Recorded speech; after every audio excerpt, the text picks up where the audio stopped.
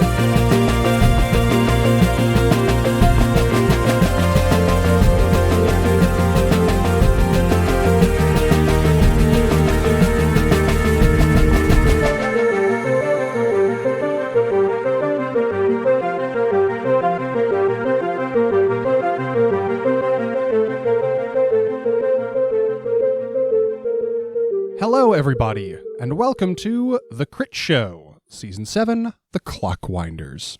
This is the first episode of our new campaign where we are launching into a new story and a new game system, which means we should do a brief introduction of our player characters.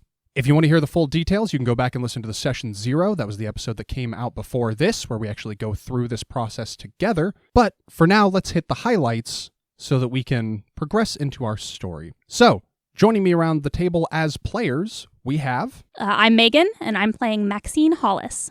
I'm Tass, and I will be playing Einon Kerning. And I'm Rev, and I'm playing Arkady Atwater. So, we are playing the Clockwinders. It is based in the Fate system. Fate character creation is a little bit more free form than Powered by the Apocalypse, which we're used to. So, let's hit some of the key points here. Megan, can you tell us about your character? Tell us about their aspects, what they're good at, their general description and vibe. Sure. So I'm playing Maxine, and she is a young woman in her early 20s. My high concept is Clockwinder legacy. She has a grandmother who was a Clockwinder, kind of when it was still an important job. And she holds the position in high regard, and it's one of those, she's always known that she wants to do this. She has chin-length blonde hair, bright green eyes and freckles, a white blouse with big ol' lantern sleeves ending in brown leather gloves, a blue bodice over the top with embroidered flowers, gray trousers and boots, a small toolkit on her belt, and she carries a lantern. My trouble is too many buttons, so she's just somebody who can be easily provoked because she has a lot of opinions about things, and so it's easy to kind of get her riled up. My aspects are slow to trust, leave it to the professionals, and Einon inspires me to persevere. She's really great at lore and investigating, researching, and kind of working with knowledge. My pitch for this character was somebody who would get 100% on the written exam and then fail the practical. So she, in theory, she's really good at this job and she knows everything about it, but doesn't have a lot of real world experience. Perfect. Tass, tell us about Einon. Einon is an adventuring scholar. That is, in fact, my high concept. He's very much a hunter and an explorer, but he is extremely interested in all of the Fae folk and magic and how the people that have come from these other worlds are interacting with ours. His trouble is that he is called the Boogeyman. Since he is an accomplished hunter, that also means that he's had to deal with some of the Fae folk that are a little more devious, a little more mean, and so that has given him a little bit of a name where the Fae folk live. My aspects lean into some of this, like being an experienced hunter, having keen reactions, and the idea of I should have been there and next time I will be. He is of medium height, mid-30s, in very good shape. He's got a big admiral mustache, constantly windswept hair. If you are imagining Tarzan's dad, you are pretty much correct. Most of his clothes are very practical, kind of travel and hunting, kind of adventuring gear, but he does very often have a very nice burgundy vest as well. He likes people, so he wants to rub shoulders with the people in the towns that he visits. He's very good at noticing his surroundings. He's very good with a bow. He's got a lot of lore knowledge, and he's very athletic. So my stunts lean into some of that as well. Being able to know people, being able to shoot well, and having on-hand knowledge about magic-y things that might be going on. Excellent. And Rev, tell us about Kade. Yeah, Arkady Atwater, or Kade to his friends, is the mechanist. Machines just make sense to him. He understands how to fix them, how to make them work. It's like they speak to him. His trouble is, how hard could it be? Because Kade has really only done 2 things in his life, and he was very naturally good at both of them. And so he takes it for granted that that's just what happens when you pick up a new thing. Like, I'll be good at this. How hard can it be? And that has a question mark at the end, not a period. He is in his early 20s. About 6 feet tall, kind of lank but muscular. He has brown boots and fingerless gloves, green pants, a blue tank top with suspenders, and kind of wild brown hair and some scruff on his face, and then a set of complicated goggles on his forehead that, have magnifying glasses and different stuff like that. And it actually just kind of occurred to me, he very well could be a variant of Sid from Final Fantasy, looking at him. Nice. Oh, yeah. Yeah. Some other things about him. He notices what's out of place. He is wary of authority, and he's got Maxine's back. And I think the other noticeable thing about him is that he has got a brass and copper construct with him named Smee. Smee is a big orb with a single eye and then 4 long legs that can kind of get low to the ground or stand high. And then he's also got a couple of handles and little storage spaces on him, but he follows Kade around. I feel like his trouble, the how hard can it be, is my real life trouble. I think that's accurate. All right, so with a description of who our characters are, let's bring you guys into the world. So, Tass just made it look like he was being born. Tass just mimed being born into the world. Oh, gross. And I am your doctor. Where did you get all that jelly from? Smack my ass and let's get started. You are all being born, and I am your OBGYN. Let's do this. So, on the world of Cadvini, in the city of Sun's Edge, we find the Dawn Palace. The Dawn Palace is the headquarters of the Clockwinders, this ancient organization of adventurers, mechanists, warriors, who have maintained the devices that keep the planet tidally locked. These devices, the movement cores, are unspeakably old, and nobody actually knows where they originally came from or what they were originally meant to do.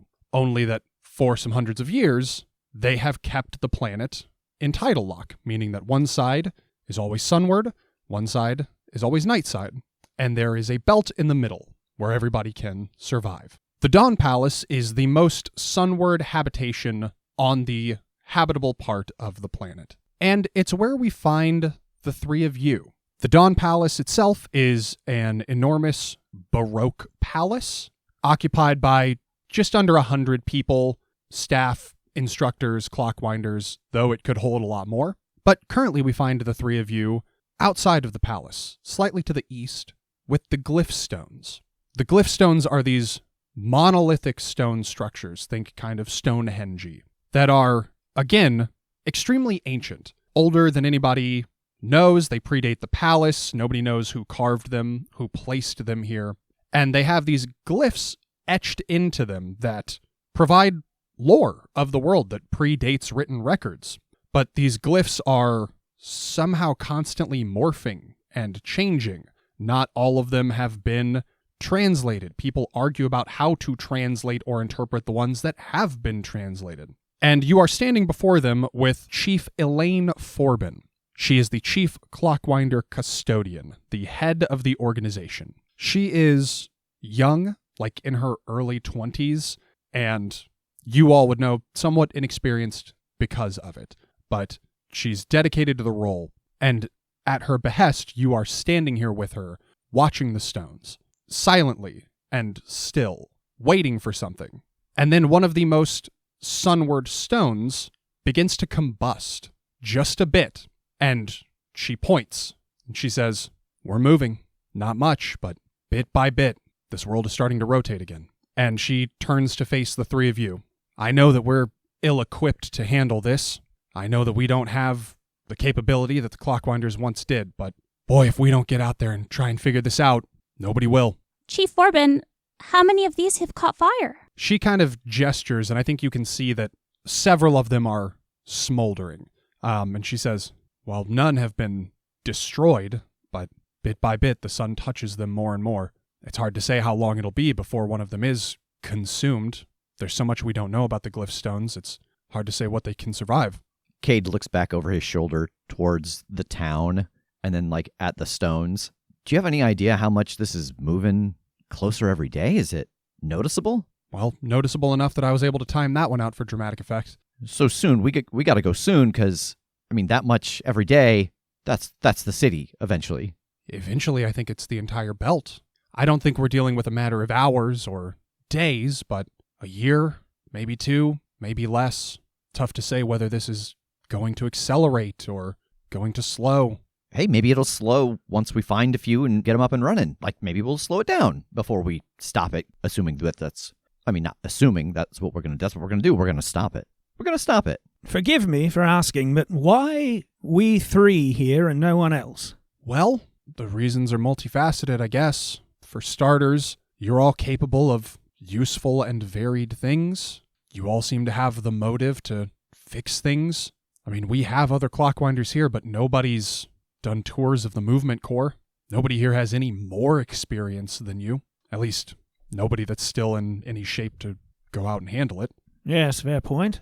I admit I'm woefully under-equipped myself to fix anything, but I've seen a fair amount of Cadvini. I joined up with you all just for the chance to go out and explore more, so I would certainly be happy to blaze a trail. Exactly. You know the world. She gestures to Maxine. You know our ways. And she gestures to Kade. And you know how to fix shit. I mean, the 3 of us kind of make a Clockwinder. Yes. She kind of chuckles, but she looks kind of saddened by that statement. It's a damn shame that we've come to a point where we need 3 people to make what one of our number should have been capable of. I mean, technically, we're all individually Clockwinders.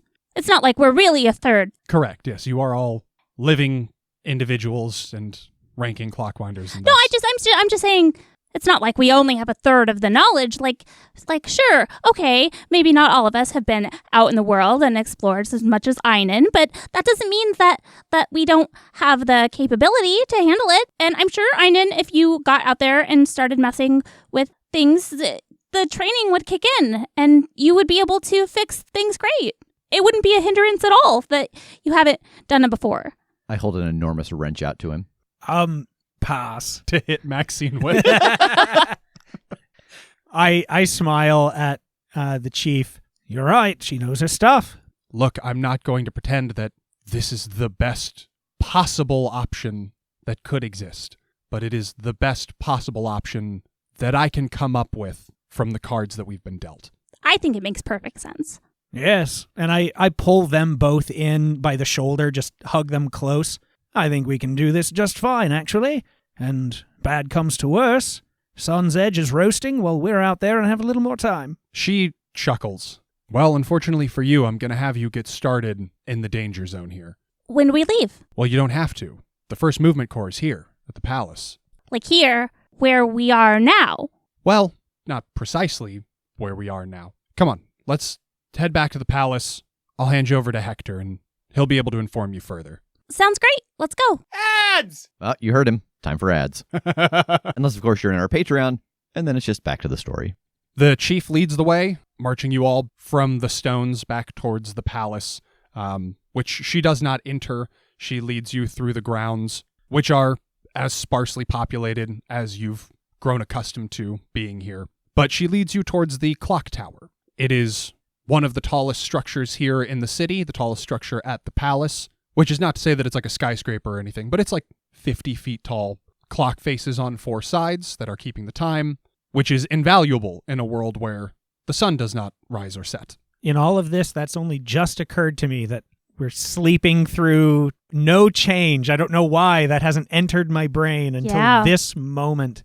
Yep. The part of the world you are in will determine whether or not it's light or dark, not the time of day. Wild. But she leads you over towards the base of the clock tower, right as it chimes 1 o'clock in the afternoon, and leads you over towards an older gentleman, wrinkled face, gray hair. He is somewhat stocky, like you can tell that he was well built back in his day and has held on to some of it. And you know this man, it is Hector Hulano, the groundskeeper of the Dawn Palace, the last of the truly active Clockwinders. He is one of the last people alive who actually did maintenance tours at the movement cores, who did hands-on repairs and has dealt with ether. And he is looking up at the face of the clock as it chimes. You can hear just that large bell ringing up above. But his attention diverts to you all as you approach. I run up to him as we get close.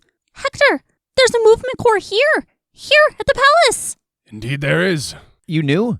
I've been bothering you for weeks for something to work on, and you knew there was a movement core here and you didn't say anything? A whole movement core. You weren't ready. And to be perfectly frank, I'm not sure you're ready now, but the chief has it in her head that we're out of time, and I'm not inclined to argue with her. And he gives the chief a little nod, and she acknowledges it. Well, sure, Arkady's not ready, but you could have told me. Have you both ever considered your bedside manner? I'm not a doctor. Damn it, Jim. Well, all right then, Hector, my darling. Are we going down together, or are you just giving us instruction? He again looks at the chief, and she just nods wordlessly to him. And he looks at all of you, and he stands up a little more upright, like your coach, like your teacher. I will not be assisting you with this endeavor. This is going to be a test of your capabilities. As much as it is something that needs to be done, it is something that we need from you to demonstrate that you are capable of embarking on this voyage. The movement core is inside of the tower, and he gestures at the giant front doors of the clock tower. The whole tower is stonework and wood. It's all closed up. There aren't any clear points of entry. It's in bad shape. Parts of the stone are quite weathered, and the wood looks like it's pretty rough. You'll have to find a way inside. Those doors have been stuck for longer than anyone can remember. All right. And Kade lets out a piercing whistle, and a few moments later you hear clunk, clunk, clunk, clunk, clunk, clunk, clunk, clunk, and it's Smee coming down the street. Hey, bud, we got work to do. I'm going to let you make every decision about him. I'm going to do every sound of acknowledgement from the robot.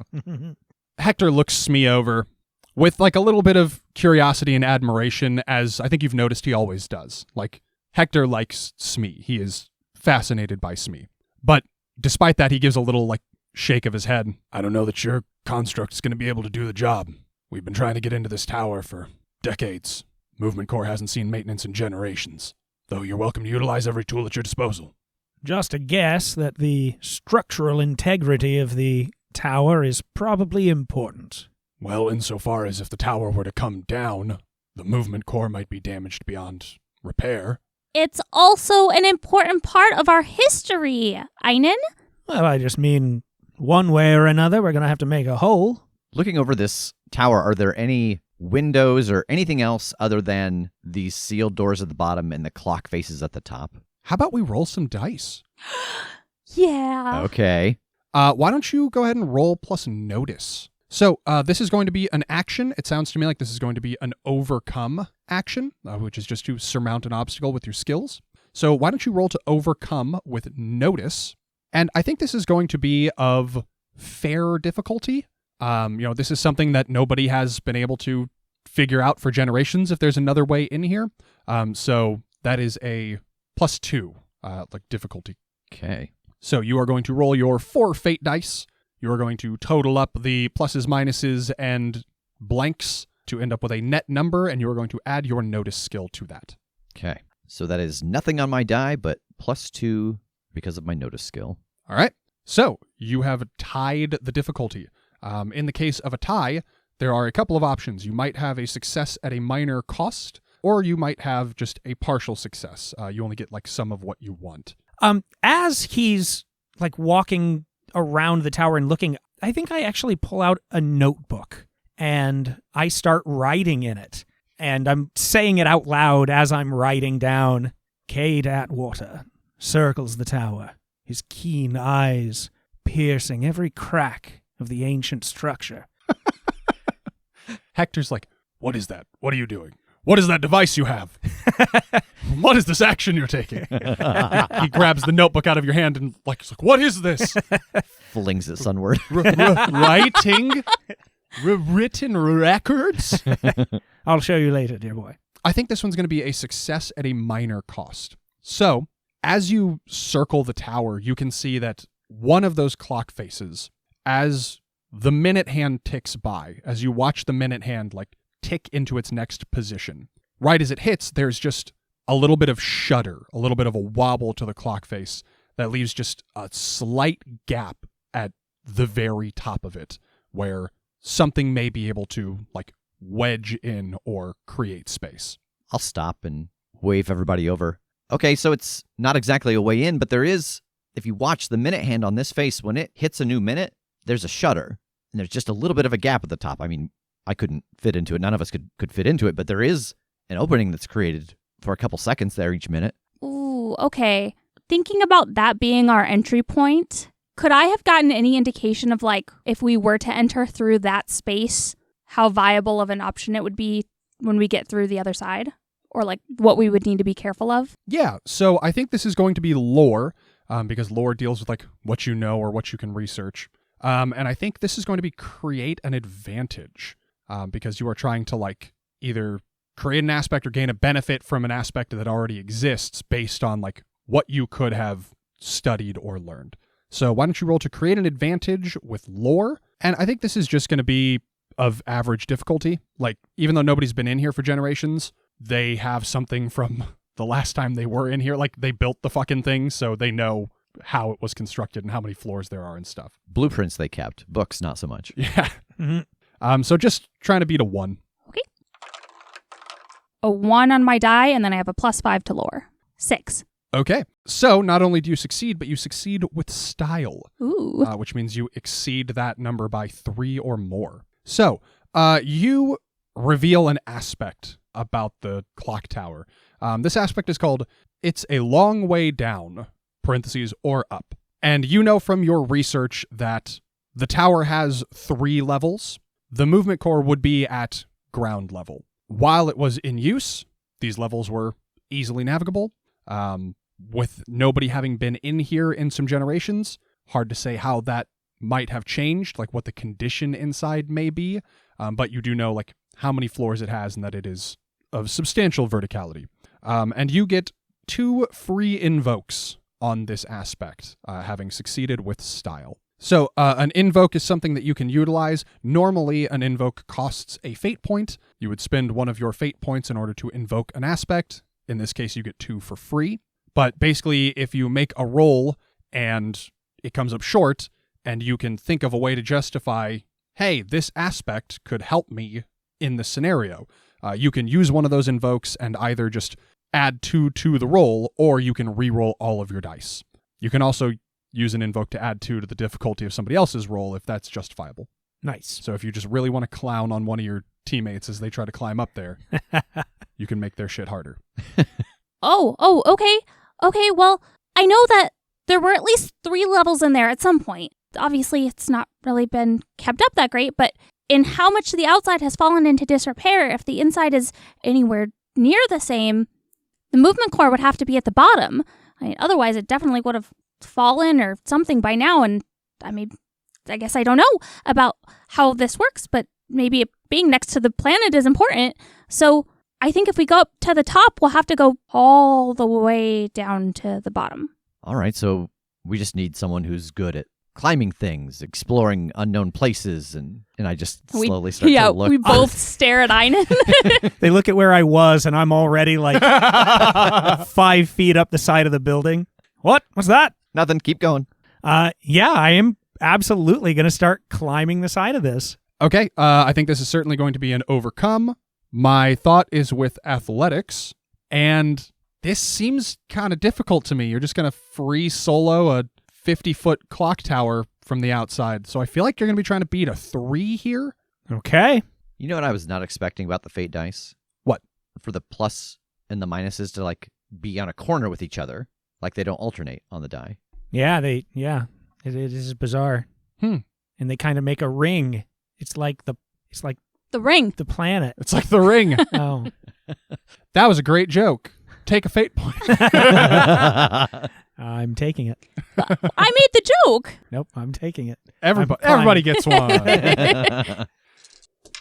It was a 3, which is, I rolled a -1, and I have 4 to my athletics. All right, that would be a tie. So you can either get what you want at a minor cost, or you can get a lesser version, a partial success. Can I use one of those shiny little invokes that just got presented? You absolutely can. Those are directly related to the fact that this tower be tall. So you can either just add a 2 to the roll, which will get you to a success, or you could re-roll all your dice if you wanted to gamble on the success with style. Oh, that's tempting. No, I'm just gonna do the +2, which will get me into a success. Okay. And how does that work with invokes? Is it like Megan made those? Do we ask her permission, or are they just on the table and like we as a group are like, yeah, you should do that, or someone just be like, I'm doing it. Screw you all. Well, I would never encourage that sort of hostility among the players. I will. Ask me. But no, it is an aspect that is tied to the environment, so like anybody can utilize it. Anyone like utilizing the environment. Yes. And I mean, technically, like, you can invoke somebody else's aspects for your own gain if they're relevant. You could invoke aspects to like hinder other people. Like, yeah, you kind of can do whatever you want, but especially with one that like you revealed an aspect that existed about the environment, narratively, just that's fair game for everybody. You all know this about the place you are now, so naturally you can all make use of it. Okay. I think that's just kind of like with it being a free invoke 2 on something that is in the environment. It's just kind of like, this is a truth about the world. So makes sense. All right, so Einon, that will bring you up to a success.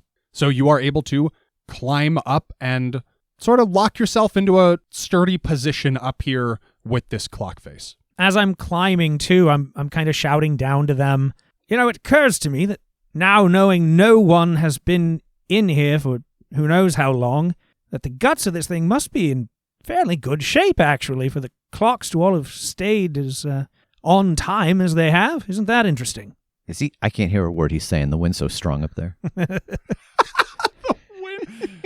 From your perspective, you see him voicing things, but all you hear is just like... Yeah, I can't hear him either, but his hair looks glorious. Einon, how billowy are your clothes? Enough to give me one physical strain trying to hold on. I'm just saying, like, if Maxine went up there with her pronounced lantern sleeves, she would have just been like, she'd be flying away. Flying squirrel my way up to the top. So yeah, I mean, I get up to that side and I will sidle up to that piece of the clock face and just wait and watch to see what it looks like up close when that piece shudders. Yeah, you keep your eyes peeled as the minute hand ticks, and as it does, sure enough, you see just a little bit of a wobble. It looks a lot more pronounced from up here. Like, now that you're up here, this clock face is much larger than you, so that what looked like a sliver of a gap from the ground is like sizable from your perspective up here. There's plenty of room to wedge in. You could put like a fucking book in here if you wanted to. Okay. What's that? An audio history. You could fit an oral history in here if you wanted to. A scant oral history. And like structurally, if that thing's going to wobble, I can get something in here. Does it seem like something that I could bend in a way to get myself and them in, or am I going to have to like remove, like pull this whole piece off? I think that could kind of go either way. The face of the clock does look to be made of metal, and it's not insubstantial. It would take some might either way to bend it or pry it off. The only consideration is like, if your plan is to bend it, you might accidentally pop it off anyway, or you might bend it in a way that it isn't going back to how it used to be. I shift myself around to yell down to them. All right, it looks viable. Would you like me to bust the thing open, or get you all up here and we work on it together? I think he's yelling at us. Einon, you have to write this on a piece of paper, fold it into a paper airplane, and just send it down. It flutters just a little bit too east and roasts. I mean, if you think you can get in and then get down to the door and tell us what the situation is on the other side, we might be able to help from here. Do we all want to try to scale this building? I'm going to look at Maxine as I say that. Yeah, that's kind of what I thought. No, it makes more sense for us to do it down here. I think, this is the entrance, and we're going to need to get this open anyway if the moving core is going to continue to be worked on in the future, so we might as well do it now, right? Like, we could all scale the tower. That's fine. I'm sure it'd be fine, but it just makes more sense, right? No, we absolutely. All of us could do it. Yeah. But we don't need to. No, we don't need to. Hector is just like standing between you two, looking back and forth and grinning. He's just like, I'm wise to your bullshit. Yeah, see if you can get eyes on the door and let us know what you see. All right. Be careful. It's a very delicate building. Yes, I'll see what I can see. I don't think too hard about that and just turn around and try to wrench this little piece open. Just grab it with my hands and bend. All right, Einon, I'm going to have you roll to overcome. This one's going to be with physique. And I hate to keep like punishing you, but I feel like this is a dangerous thing you're doing. You're trying to muscle open a metal panel at the top of a big tower. So I think we're going to be going for a 3 again. Oof. Okay. Hey, I know we just threw these invokes out. You can spend the other one if you wish. Because that would boost me from the 2 I just got to a 4. Or you could re-roll them all. Oh, that's so dangerous. No, yeah, I had a -1. I have a 3 in my physique. So yeah, that nets me 2. I think I'm just going to add the 2 to be safe. How do you do this? Is this just like barehanded? Are you using an implement of any sort? And what are you trying to do to it? Like, are you just trying to bend it out of the way? Are you trying to pry it off? Yeah, I am not using an implement. I think I'm waiting for that to kind of shift and shudder again in a way that I can just fully get like one whole arm and my other hand in to just pull the piece. I want to try to bend it on one kind of solid line so that in theory we'll be able to bend it back into place without snapping anything when the time comes. Okay. Yeah, you get a segment of this clock face bent forward and out of the way, opening up a gap large enough for you to pass through. You've got... Oh, wait, I said it was like 1 o'clock and this is at the top. This clock face probably isn't functioning for the time being. You have to have interfered with the hour hand while you were at this. Mm-hmm. So yeah, this side is going to be at least temporarily decommissioned. Sure. So you can see through this gap, by which I mean you can see pretty much darkness. There are just tiny pinpricks of like diffused light where you can see that maybe some very small cracks or holes in the tower are letting something through, but it is almost entirely dark inside. Hey, Jake. Yes, sir. Light in this world. Like I thought you said the verb to lighten. I thought you were like, light in this world. Yeah, no. All right, Too come dark on. so far. Like Ease light up, bro. in this world. Candles, flashlights, torches. What's the deal? I And imagine... torches would, not torches like British flashlight. I yeah. mean, I've got a lantern. Yeah, I think like oil-based flame lighting, and then there are probably variations of lighting from ether. Okay. I don't think there is electric light. Sure. Okay. I'm going to pull out a lighter and just lean in as far as I can and start lighting that thing up, trying to see if I can see anywhere to even step out onto. All right, you pull out a lighter and fire it up, and it doesn't do a lot of good for you in terms of lighting up the space. Very small flame, very large tower.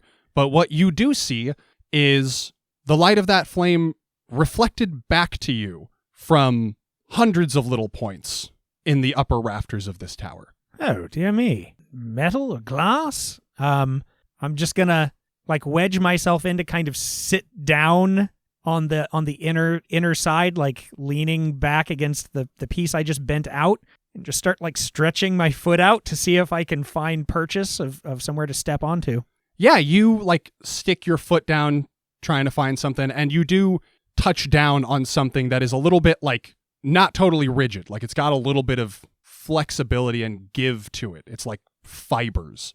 What in the heavens is this? I'm going to like hang on to the bent piece of the clock face and lean down with my other hand to like brush my hand along and see what I think this is. You brush your hand along this surface, pull it back, covered in webs, and those 100 points of light start to move. Fuck! And I think that's where we're going to end. Thank you all for joining us for the Clockwinders. You can find a link to the game and the setting in the show notes for this episode. If you are interested in further supporting the show, please check out our Patreon at patreon.com/thecritshow. If you do, you can get your name added to the list of people we thank for being patrons. People such as Michael Chow and Lily Sapp. Ooh, look at that. Thank you. Join us again next week for another episode of the Clockwinders. Everybody say bye. Bye.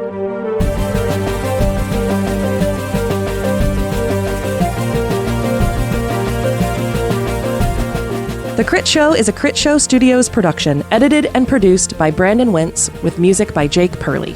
You can find more information about us at thecritshowpodcast.com. To keep up to date with upcoming live shows, contests, and other special events, follow us at The Crit Show on Facebook, Instagram, and Twitter. For even more weekly content, join us at patreon.com/thecritshow.